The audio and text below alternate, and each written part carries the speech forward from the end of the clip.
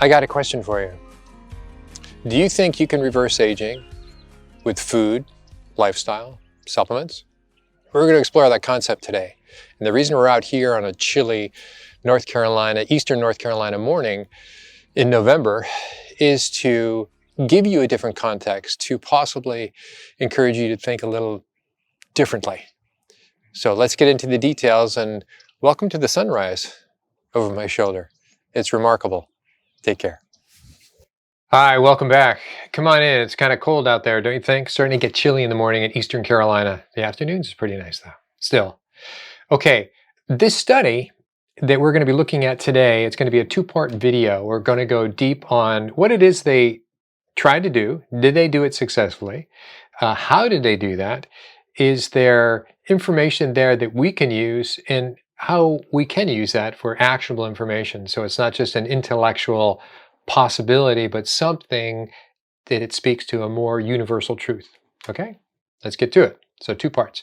All right, reverse aging with food and supplements. Seriously? Part one. The study is potential reversal of epigenetic age using a diet and lifestyle intervention. It's a pilot randomized clinical trial back on tax day of 2021, April 15th. It was in the journal Aging. So if you go online, there's a couple of attempts to sort of hit this idea. This was Thomas DeLauer did a brief kind of summarize of what they did. It was okay. And here's Dr. Perlmutter, who had an interview with Kara Fitzgerald right up here, one of the two lead authors of this, who's a naturopath, by the way. Okay, so jumping right to what was all this about, what'd they do? I'm not going to wean you through all this, but it's about men only, from ages 50 to 72. And what did they do? They did an 8-week trial. In the course of the 8-week trial, they did before testing and after testing, and they're looking for this thing, what they call methylation, the amount of methylation in a person. And it has to do with what they call the Horvath clock of methylation, which is measuring, we're going to get a little technical here, it's measuring the degree of methylation that is appropriate for that age. And the idea first came out in 2023. Anyways, they're using what they call the DNA age clock, which is now becoming a thing. So there's more than one study, we'll get to it later. In this particular study, they showed that on the average, they dropped the age by about 2 years on this 8-week session. So they measured before and they measured after. We'll get into what they measured specifically in a little bit. But so they took back, according to this clock, this methylation clock, 2 years. So one can only think if they did it for the whole year, would they be back when they're 24? I don't know, but we'll get into that. Okay, so the questions asked is, what did they measure that indicates reduced epigenetic aging? How did they measure it? Who did they measure this on? What did those people do to achieve the reduced aging? Has this or something similar been done previously? We're going to address all of that in the course of these two videos. All right, here's the most technical slide I have to cover with you so we can refer back to this in the future. So methylation clocks are based on a systematic methylation changes with age. Some of you are going to say, what? You already lost me. We'll get to it. So they're all called DNA age clocks, basically based on a thing called the Horvath clock, methylation clock. What they found, they're actually measuring, for those of you who watched me before, we went into genomic work and we looked at people's methylation, or I called it the glutathione machine. We can call it the methylation machine or factory. But they measure this thing called these sites, CPT sites. They're islands, in essence, on the genome. And they can measure where they're appropriate. A lot of artificial intelligence and a lot of algorithms are used for massive amounts of data. So it's not just eyeballing anything anymore. It's data crunching, serious data crunching. So they measure this CPT-G sites, which is on the genome. Not going to get into the details, but what they found is that as we get older, we kind of lose the ability to appropriately methylate. So what does that mean, to methylate? When you methylate a gene, or when a gene is methylated, as measured by the CPT sites, islands, that it turns that gene off. And why would you want to turn genes off? Well, I don't want my tooth growing out of my toe. I don't want to have another eyeball on my elbow. I don't have one there yet. But so it's the appropriateness of certain genes being turned on in a certain location in your body, both as we age and as we get older and develop ourselves, grow, I should say, and then as we age. So the appropriateness, keeping that process in control. When we start to lose that control, here's what happens. They found that 60% of the genes are not methylated that should be, meaning 60% of all the genes as people start getting older in this age group, these genes are turned on and they shouldn't be turned on. And so that's called they're hypomethylated. They're not methylated enough. And then the opposite is true. 40% of these genes that shouldn't be methylated, turned off, are actually turned off. And so you have the genes that are appropriate, that should be expressing themselves, are not expressing themselves. They're not functioning. They're not active. So you have a real hodgepodge. And this is the definition, a really interesting definition of aging. We're losing the ability to methylate appropriately at that location and at that time. And it's a continuous process in our body. For all genes, they're being kept on and off. And so it's the adaptation for us to go through life. Very interesting. Okay, so we have hypomethylated, things that are not methylated enough, and hypermethylated, things that are methylated that shouldn't be methylated. Rule of thumb for methylation is when a gene is methylated, it's turned off, it's silenced, it's acquiesced. If a gene is not methylated, that should be, it is working. So if it's not methylated, it's up and about. Think of a nightcap. All right, so here's the results. What do these guys, what did it show? So of this group of 18 that made it through the end, what they did is they measured their DNA age measure at the beginning. So let's say there was 60. And then 8 weeks later, over here, they measured where they were. So if they got older, they'd be on this side of the line, right? So if you were 60 and then 2 months later, at the end of the study, you were older, you'd be over here.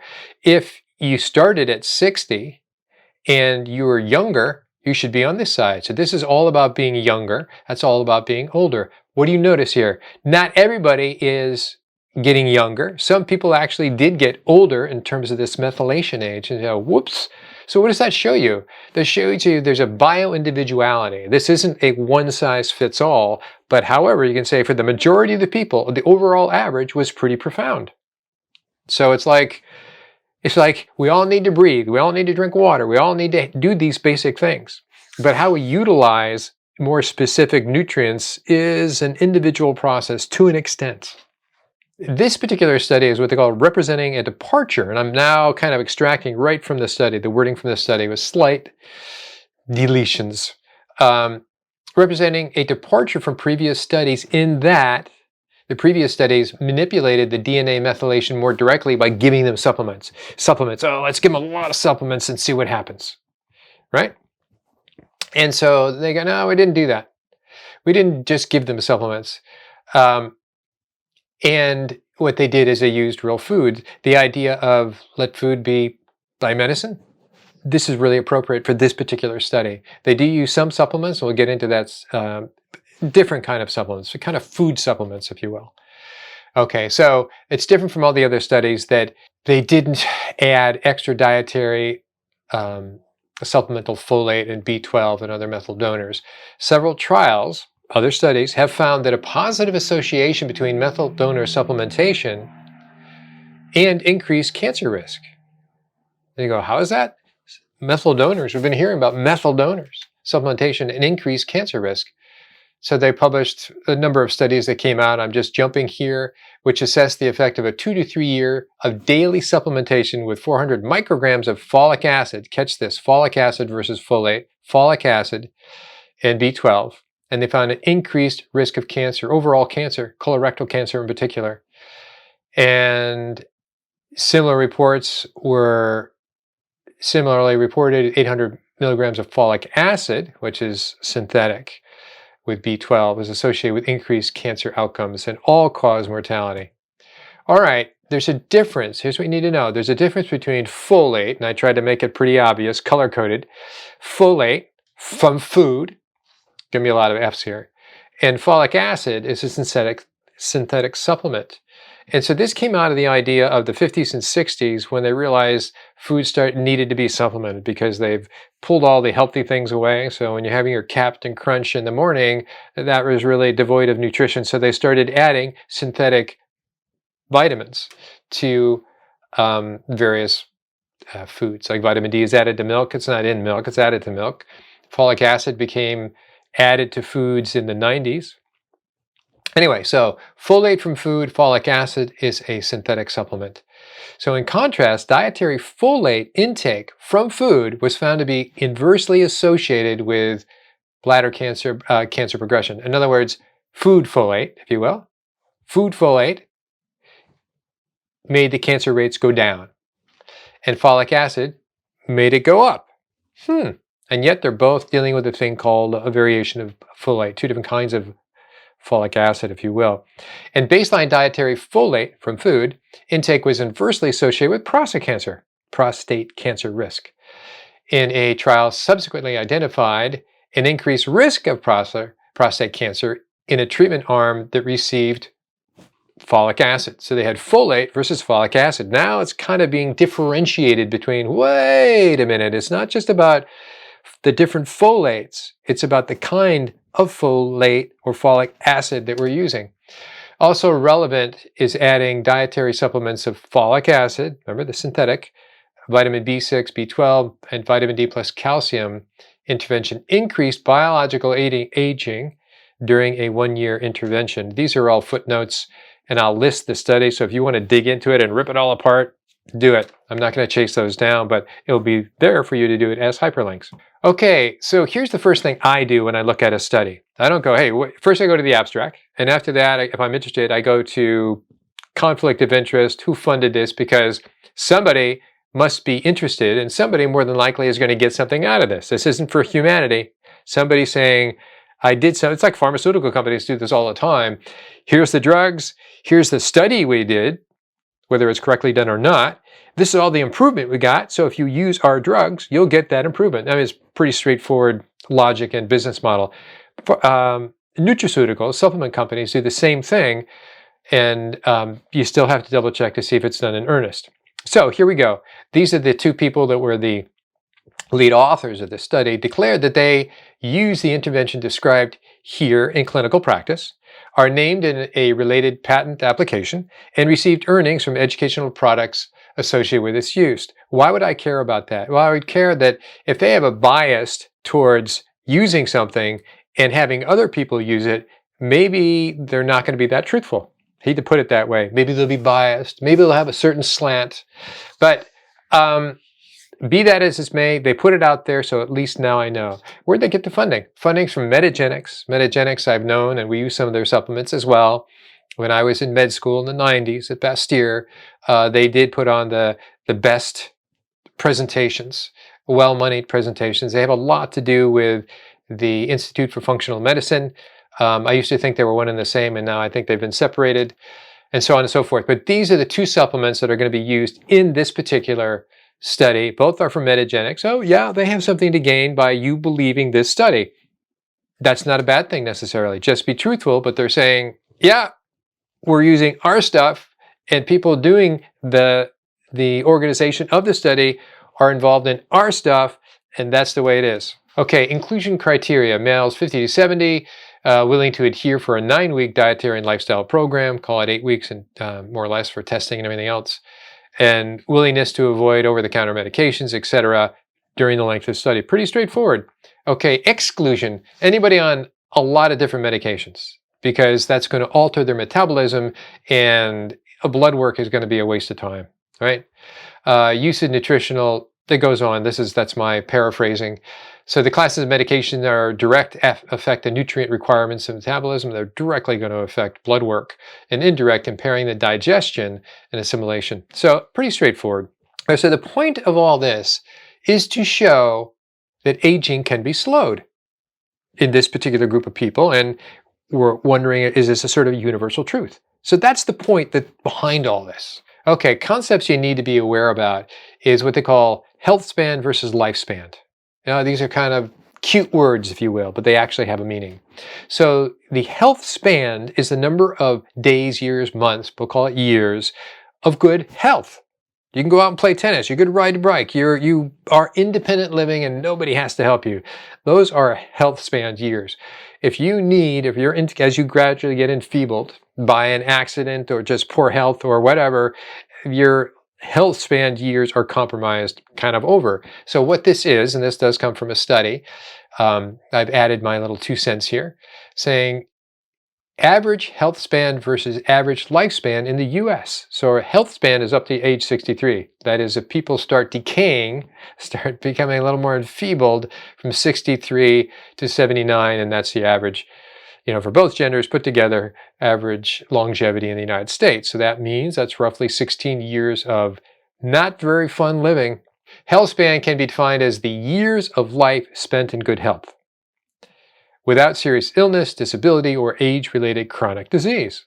Chronic disease. See previous video on chronic disease in the United States. It's not just about living longer, it's about living longer in good health. So can you extend the health span all the way to the lifespan, and ideally even extend the lifespan? Have it all be in good years.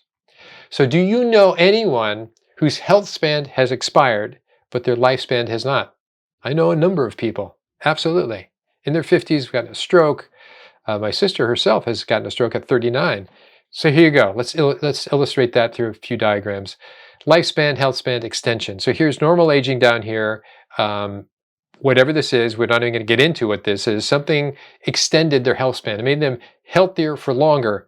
And then at some point, their health declined. It either declined rapidly or declined, it was what they call unchanged, or it was slowed down by this intervention. So this is basically the big hypothetical thing we're looking at.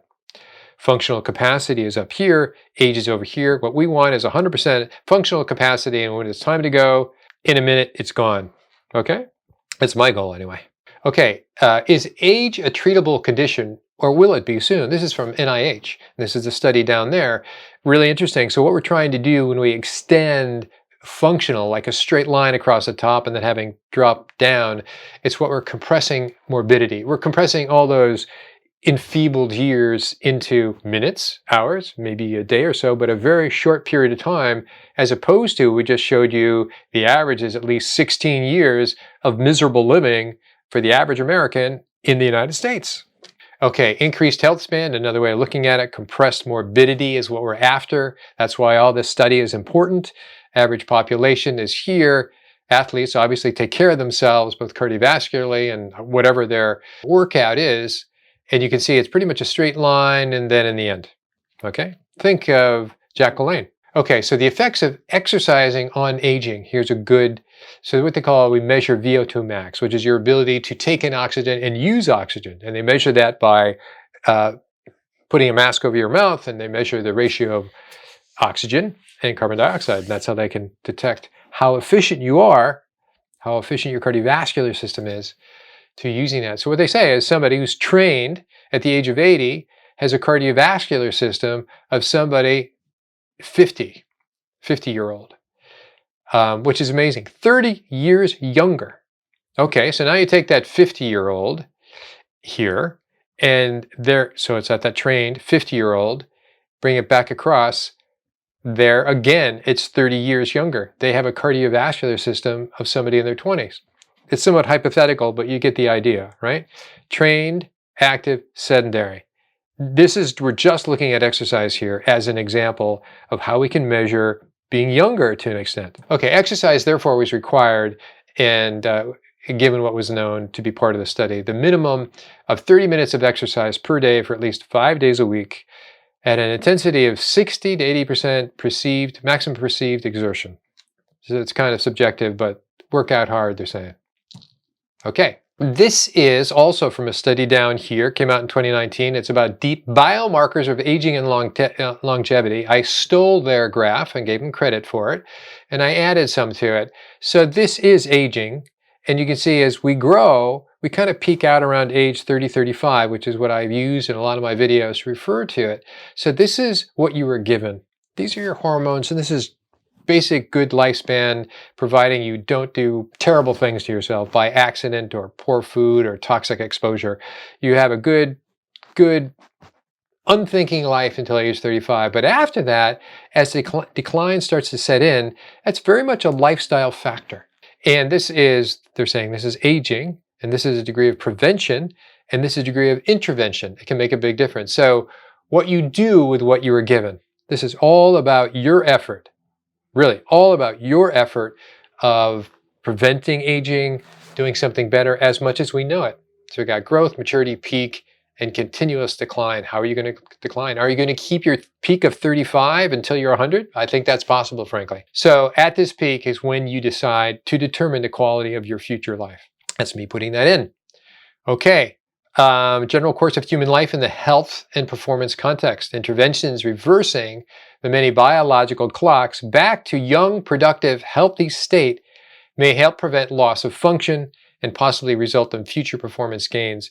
I would say that's 100% true, and I'm just one person living in this world, but I was at death's door about 8 years ago. You can see my and my wife's story, a video, and it wasn't looking good. It wasn't looking good at all. I'm going to keep my story out of it. Right now, I'm more physically fit than I was in my 20s, doing triathlons, doing marathons, more physically fit in high school and performance for lacrosse, swimming, soccer. So there are things you can do to preserve that, to increase that. Okay, so here's what they recommended. They recommended 11 ounces of liver per week. 11 ounces of liver per week. 6 ounces of animal protein. And 7 to 10 eggs, organic 3 enriched preferred. And that's a big difference. So we'll get into that. So we got liver, we got eggs, and we got some animal protein. So we're going to put all that together. You're going to see exactly what it's going to look like. So this is pictures I took of our egg carton and our liver. We give liver I have liver pate on a regular basis, but we also give it to our cats. Okay. However, most people don't like liver. So that's a big deal. So when you tell people for 9 weeks, they're going to have liver every week, which is really every day. So how most people react to eating liver is they toss it out. They couldn't blow it up, toss it out, throw it out in the ocean. However, this is how I have my liver. So this is an egg yolk crepe that we make. That is a little MCT oil in there, that little shiny part. That's a little jalapeno jelly. Here's the liver pate on top of it, rolled up. And I want to tell you that egg yolk and liver are the two most nutritional substances in the world, most nutrient dense. You could live on just those two. I added in 2 fun things. MCT oil is a saturated fat. But that's what it looks like. I have at least one of those a day, and that's it. It's complete whole food nutrition. It does not get any better than that. All right, daily amount now of animal protein. That's 1.4 eggs, right? Divided that by 7, what we saw before. 40 grams of liver per day, 6 ounces of animal protein. That's it. And here's what we do. We made some homemade turkey burgers, and we measured out 6 ounces of the ground turkey. Okay, so let's look at this in a little detail now, okay? This is from Chronometer, and liver and egg component I want to show you. So we have the calf's liver. This is daily, right? So I divided the 11 ounces by that and by 7. And here's the eggs per day, and here's the 6 ounces of ground beef. So we added all that up. Here are the macros over there. So the energy is roughly 440 calories, not much. Protein's under 60. No carbs, some fat. All right, what we find is that when we're dealing with animal proteins, the fat from animal proteins come down usually to 2 types. And that's omega-3 and saturated fats. There is some omega-6 for sure. It's usually arachidonic acid, a little linoleic acid, but mostly the omega-3, I'm going to illustrate this point, omega-3 from animal sources is EPA, DHEA. When we talk about omega-3 from veggie sources, it's not EPA, DHA. Anyway, so looking at this, many people have become very aware of the omega-6-3 ratio. So this is great on Chronometer that it calculates the ratio right there. So that's a 7.6 ratio. Not a bad ratio. Ideally, remember 100 years ago, we were at a 1-to-1 to 2-to-1 ratio of omega-6, omega-3. And the reason we're not now is because all the processed foods and the polyunsaturated fats given to pork and chicken and so on and so forth has pushed it all over to the omega-6 side, which is very pro-inflammatory.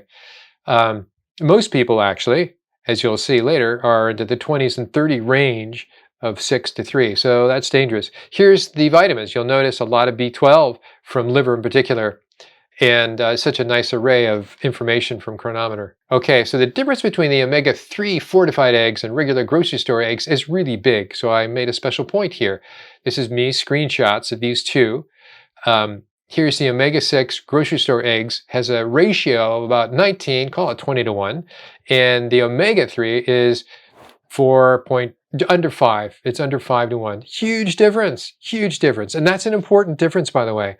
So when they made this recommendation, they weren't just sort of, being fancy or saying, no, you need to buy a special egg. They're saying, why don't you buy eggs like humanity used to have eggs for thousands of years before? Go find those eggs. And these people that were used for the study are out of Portland, Oregon. And Portland is a very enlightened city, by the way. So is Seattle. So it's pretty easy to find omega-3 enriched eggs. All right, what else? Daily, this is on the veggie side, daily guidance for what they have: 2 cups of dark green leafy vegetables. Here's a list there.